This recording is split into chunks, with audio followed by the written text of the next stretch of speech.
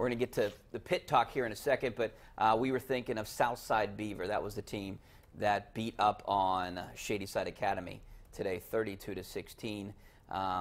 Derry beat North Catholic. TJ beat Blackhawk. South Fayette beat Val Vernon in some of the 4A and 3A. But Gateway was a big winner. Penn Hills was a big winner. And Peters Township, a last-second field goal, and you'll see that coming up tonight on KDKA, a last-second field goal against Penn Trafford. Yes. That's your school. My alma mater. Yeah. Went down. Goes down at the end. But they would be playing Penn Hills and probably lose next week anyway. So. Yeah, your alma mater, right? All right. Before we get to phone calls about Pitt, this is a game I think the Panthers win. Obviously, I love their running attack right now. They have no passing in game. They're 125th in the country. That's there's not too many teams.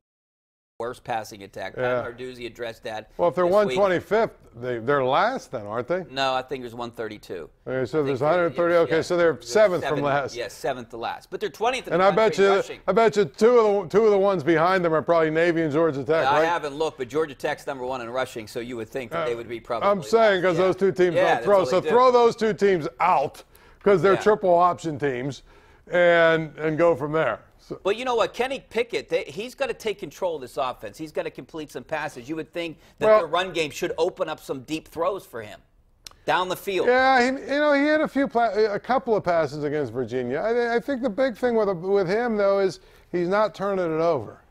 So, he's not hurting them.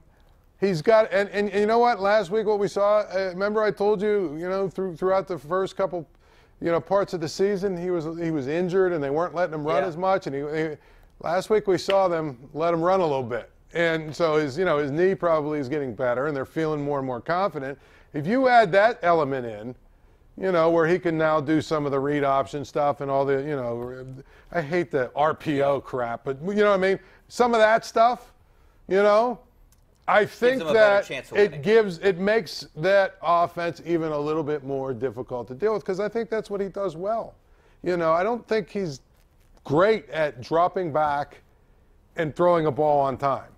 But I think if you mix in, okay, now you've got to worry about the jet sweep, and you got to worry about this, and you got to worry about him, handing it and pulling, tucking it down and going. And now he hands it, tucks it down and goes, and then pitches it out. I mean, you've got to worry about all these things. Then all of a sudden he does a little sprint out and throws a nice easy pass to someone open. He's no Tim Tebow in college, but he's on that line. Well, I'm just saying, I think, you know what I mean, if you add more things in for him to do, it makes it so you can then add some easier throws for him to make. But here's how I see the Pitt season unfolding. I think they win this Virginia Tech game. And then I would not be surprised if they go to Wake Forest and lose. And then the whole season of winning the Coastal will come down to that game in Miami.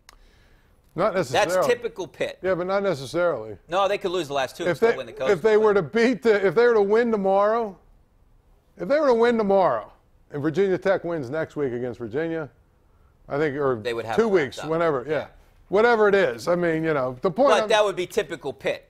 Yeah, that would be a typical. Yeah, but I think the biggest thing with Wake Forest is, as we saw, probably the worst thing that happened for Pitt is that Wake Forest starting quarterback went out with a with an injury, and he's done for the year because the backup, the guy that they would bring in for like special packages and stuff, I think he's much better than the kid that got that they took out.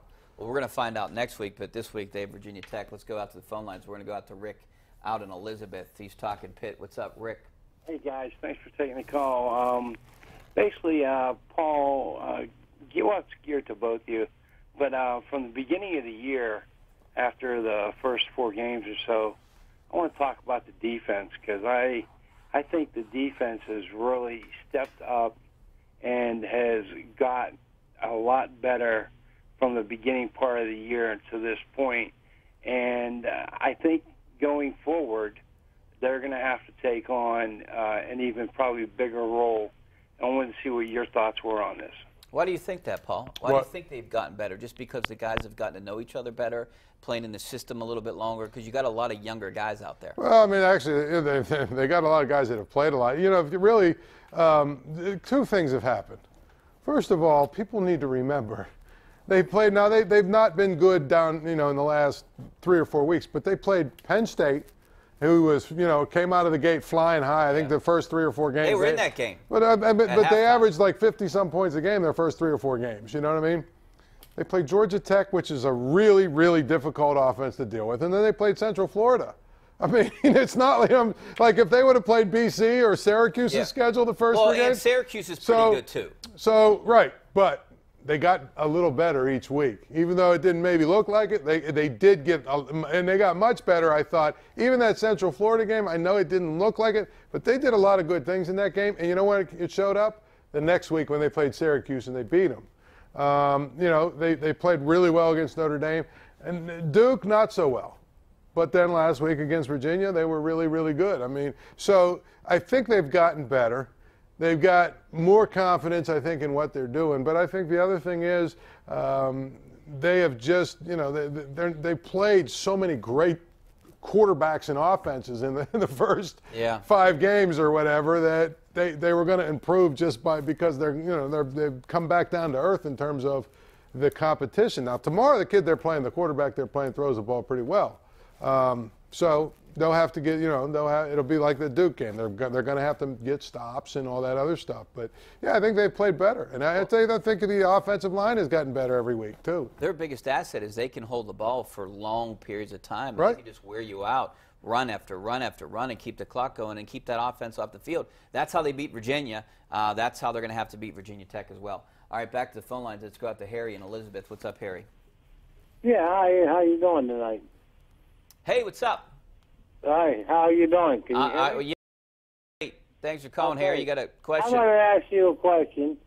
You think, like, when the ACC championship game, you think it'll be ever held in Heinz Field? No, it's not going to be in Heinz Field.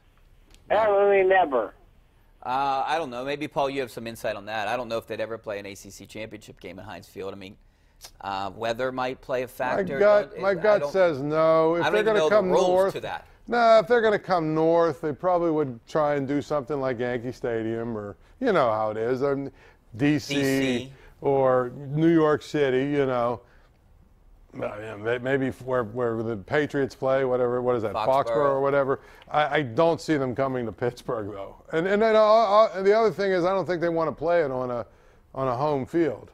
You know, I don't think they want. Oh, they want to play it. They want to play it on They want to play it on a neutral site. I mean, Charlotte's a neutral site. Yeah. Jacksonville's a neutral site. The Dome. You know, they used to play. They played the first couple at the Dome there in Atlanta. Yeah. And now they played it in the Falcons' new place. I mean, they played at neutral sites. So I just don't think that Heinz Field is it's not a neutral site. And if they're going to bring it north, they're going to bring it to one of the big major media markets. Yeah, I think I like. DC could be a market that they could bring it to. Yeah, of course. Or even Foxborough. But then then the weather might be a factor. So I don't know. All right, we got to take a break. Back with more of your phone calls. Some of your tweets coming up next. Stay right there.